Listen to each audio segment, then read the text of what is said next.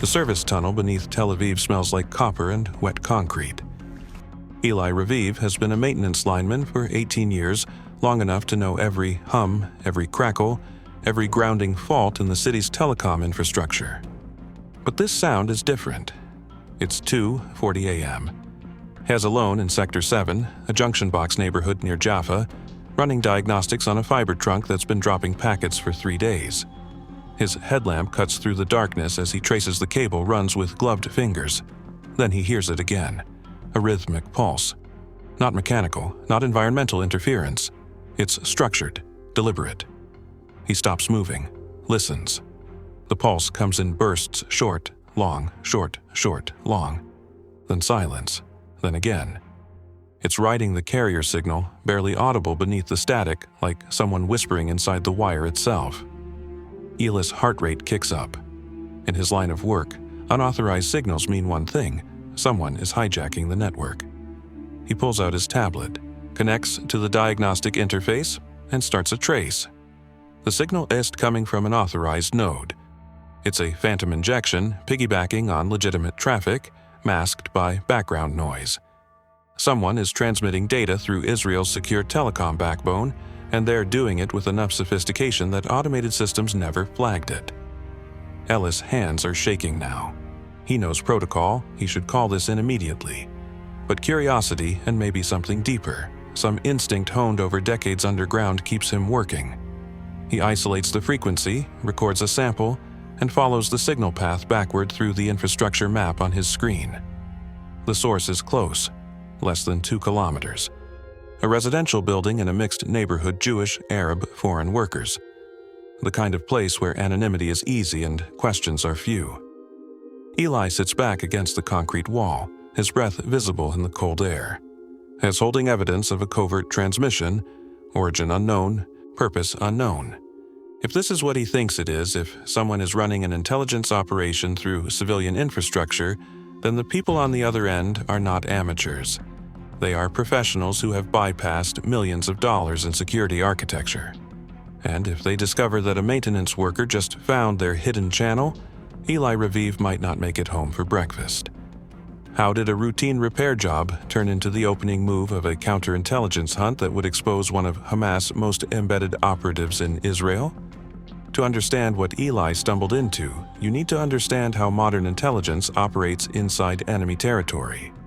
Israel and Hamas have been locked in a shadow war for decades, not just rockets and raids, but something quieter and far more insidious.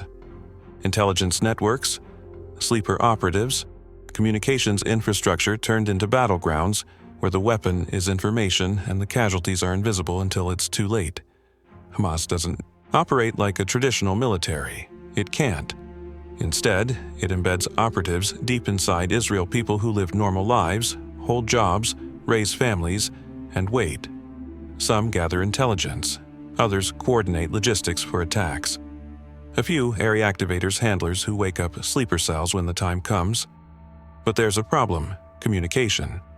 Every call, every message, every digital transaction inside Israel passes through networks monitored by Shin Bet, Unit 8200, and layers of automated surveillance designed to catch patterns before they become operations. A single suspicious phone call can trigger an investigation. An encrypted message app can mark you for monitoring. Even face-to-face meetings leave trails: CCTV, license plates, movement patterns analyzed by AI. So, operatives get creative. They use dead drops, coded newspaper ads, burner phones activated once and discarded. And occasionally, they find a gap in the infrastructure itself, a technical vulnerability where surveillance is weakest. That's what Eli found. A covert transmission method so subtle that it didn't trigger a single alarm in 3 years of operation. Shin Bet would later reconstruct how it worked. The operative had modified a residential internet modem to inject low-frequency data bursts into the telecom carrier signal during off-peak hours. The transmissions were short, compressed, and masked by ambient network noise. To automated systems, they looked like random interference. To anyone listening closely, like a lineman with 18 years of experience, they were unmistakably artificial. The data itself was encrypted and routed through multiple proxy layers before reaching Hamas servers in Gaza. By the time Shin Bet traced the full network, they discovered something chilling. This wasn't just one operative. It was a node in a larger communications web, connecting multiple assets across Tel Aviv, Jerusalem, and Haifa. But all of that came later. Right now, in the early hours of a cold morning in November, Eli Raviv is making the most important decision of his life. He pulls out his phone, opens his contacts, and finds the number for his supervisor. Then he hesitates. If he reports this, and he's wrong, if it's just a technical glitch or some hacker running a pirate radio stream, hell, look paranoid. Worse, hell, he'd draw attention to himself in a city where being too curious can make you a target. If he reports this and he's right, he's about to set off a chain reaction that will end with armed raids, interrogations, and maybe bodies. People he might have passed on the street. Families living in the same neighborhood where his daughter goes to school. Eli closes his eyes, takes a breath, and makes the call. Within 40 minutes, 3 Shin Bet agents are standing in the tunnel with him, reviewing his recording and running their own diagnostics. One of them, a woman in her 30s with the tired eyes of someone who hasn't slept in days, looks at Eli and says quietly, "You just found something we've been hunting for 8 months. Do not tell anyone about this. Not your wife, not your supervisor, no one. The hunt has begun." Shin Bet doesn't rush in, that's the first rule of counterintelligence. When you find an enemy asset, you don't kill it immediately. You watch it, you learn from it. You follow the threads until you understand the entire network. The operation is assigned to a small team, 6 officers, all veterans of deep cover work. Their job is simple in theory, brutal in execution: identify the operative, map their contacts, and dismantle the network without tipping anyone off. They start with the signal. Using ELIS trace data, they pinpoint the source to a 4th-floor apartment in a modest residential building. The unit is registered to a man named Khalil Mansour, 38, a logistics coordinator for a shipping company. On paper, he's unremarkable, no criminal record, no known affiliations, no red flags in the databases. That's exactly what makes him dangerous. Shin Bet pulls his full profile, employment history, financial records, travel patterns, family connections, social media activity. Everything looks clean, too clean. Khalil pays his bills on time. He doesn't travel abroad. He doesn't attend political rallies or post inflammatory content online. He is, by every visible measure, invisible. But there are micro-patterns, small deviations that only become visible when you're looking for them. Khalil works late 3 nights a week, always the same nights, always returning home between 1 and 3 a.m. On those nights, his internet usage spikes briefly, then drops to 0. He has no hobbies that require internet access during those hours. No streaming, no gaming, no browsing. Hes transmitting.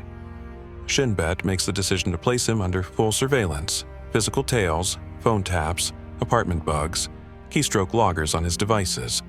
They move carefully, using contractors and false pretext entries to install the equipment while Khalil is at work. Every step is designed to be invisible. And then they wait. Surveillance work is 90% boredom and 10% terror. Agents sit in unmarked vans, rotate shifts, log every movement, every visitor, every deviation from routine. Khalil goes to work. He buys groceries. He visits his mother on Fridays. He does nothing suspicious for 3 weeks, but on week 4, something changes. Khalil receives a visitor, a man in his early 20s, dressed casually, carrying a backpack. He stays for 17 minutes. The conversation inside the apartment is recorded, but it's mundane small talk, tea, a brief discussion about car repairs. Nothing incriminating. Except for one detail, the younger man never gives his name. And when he leaves, he walks 4 blocks, doubles back through an alley, and switches his jacket before boarding a bus.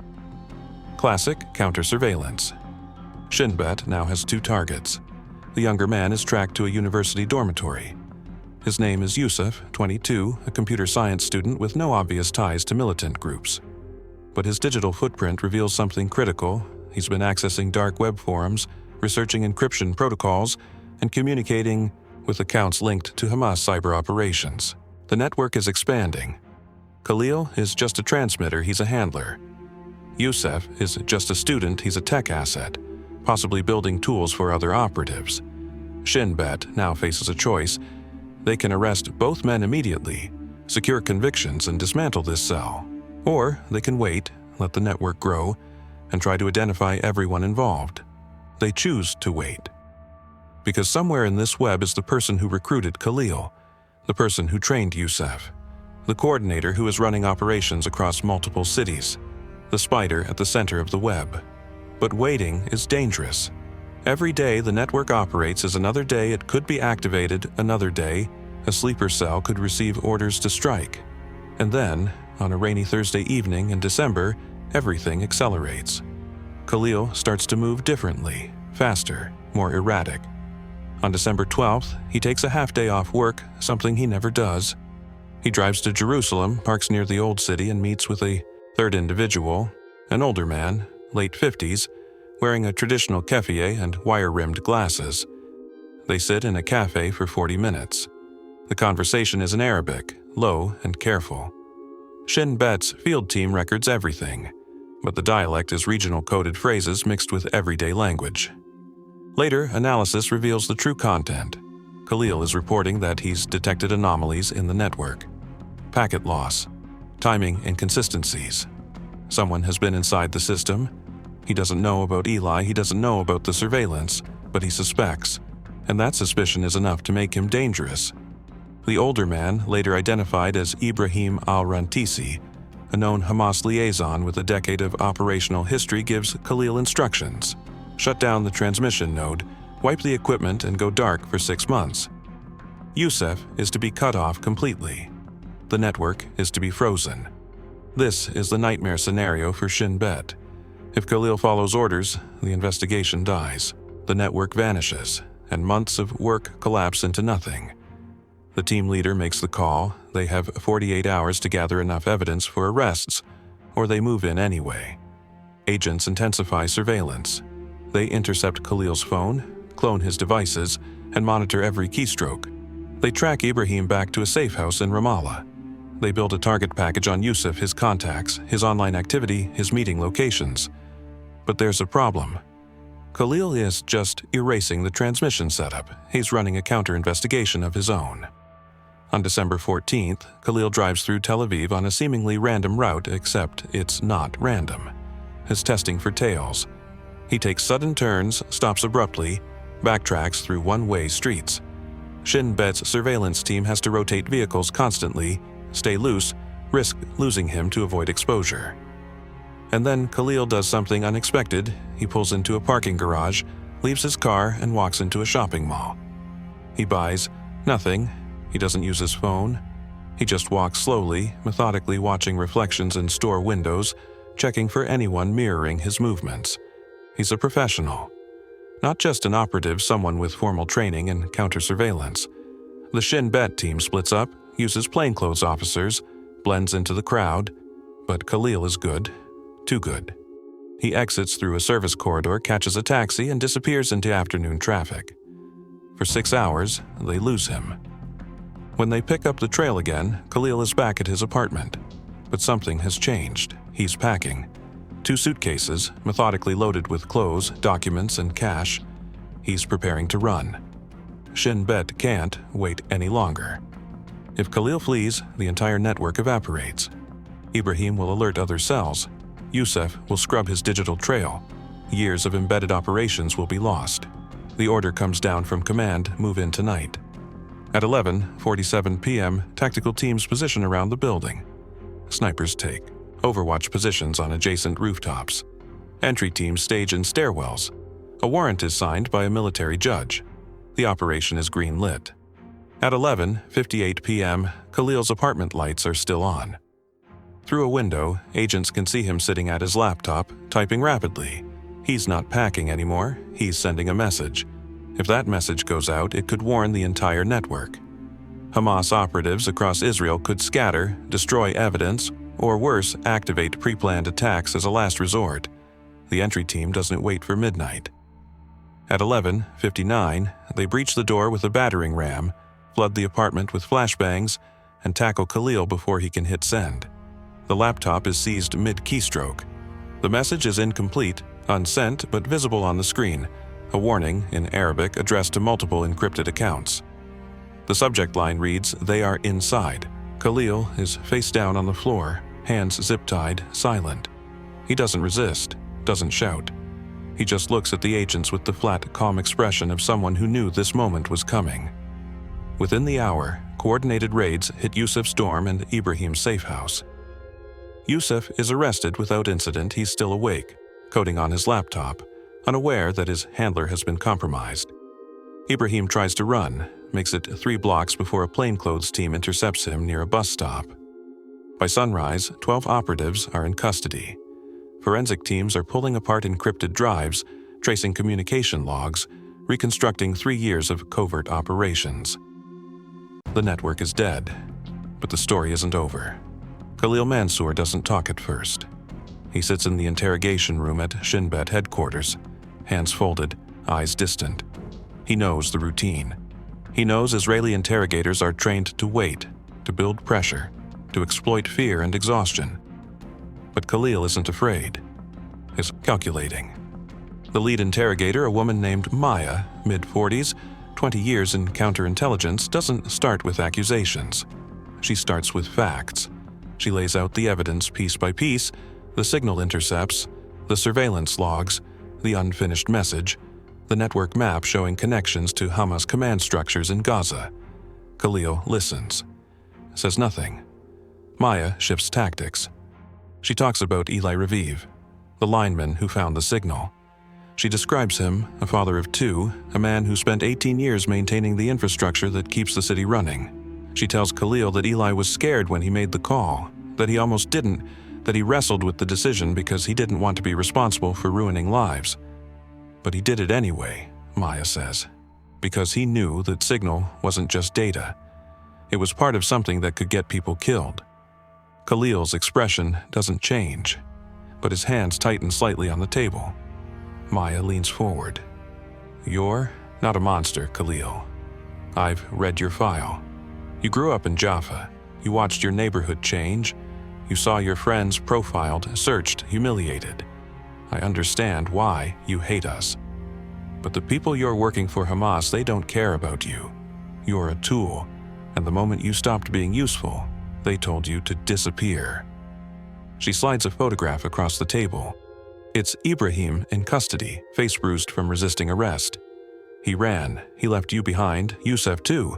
You were the one who stayed, the one who took the risk, and they abandoned you the second things got complicated. Khalil looks at the photo, then at Maya, and for the first time, he speaks. "You think I did this for them?" His voice is quiet, controlled. "I did it because I had to. Because I watched my cousin die at a checkpoint when I was 16. Because I've been searched more times than I can count just for looking like I do. Because this country treats people like me as suspects first and citizens second." Maya doesn't interrupt. She lets him talk. "I'm not stupid," Khalil continues. "I knew what I was doing. I knew the risks, and I knew that one day someone like you would sit across from me and try to make me feel guilty. But I don't, because everything I did with my eyes open." Maya nods slowly. "Then you won't mind telling me who recruited you?" Khalil smiles just barely. "Go to hell." The interrogation lasts 3 more hours. Khalil gives up nothing. But it doesn't matter. The forensic evidence is overwhelming. Chat logs, financial transfers, meeting records. Yusuf, under separate interrogation, breaks after 2 days and confirms the network structure. Ibrahim, facing decades in prison, negotiates a reduced sentence in exchange for identifying other cells. Khalil is charged with espionage, aiding a terrorist organization, and conspiracy to commit acts of violence. He receives 18 years. Yusuf gets 12. Ibrahim, because of his cooperation, gets 9. The network is dismantled. The communication channel is shut down. Shin Bet identifies 7 additional operatives across Israel. Some are arrested. Others are flipped and turned into double agents, feeding false information back to Hamas. The operation is classified for 2 years. When details finally leak to the press, the story focuses on the high-tech surveillance and the raids. Eli Raviv's name is never mentioned. He goes back to work, fixing lines, running diagnostics, listening to the hum of the network. But he never forgets that sound, the rhythm in the wire.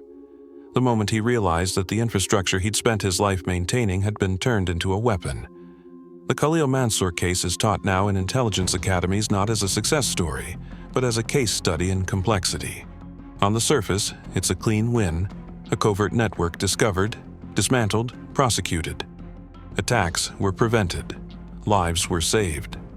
The operation exposed vulnerabilities in Israel's telecom infrastructure that have since been hardened against similar exploits. But dig deeper, and the questions get harder. Khalil wasn't wrong about everything. He grew up in a system that profiled him, questioned him, treated him with suspicion because of his ethnicity. He saw friends humiliated at checkpoints. He watched his neighborhood squeezed by policies he had no vote in changing. His radicalization wasn't random, it was a response to lived experience. Does that justify espionage? Of course not. Does it explain it? Absolutely. And here's the uncomfortable truth: Khalil's recruitment was predictable.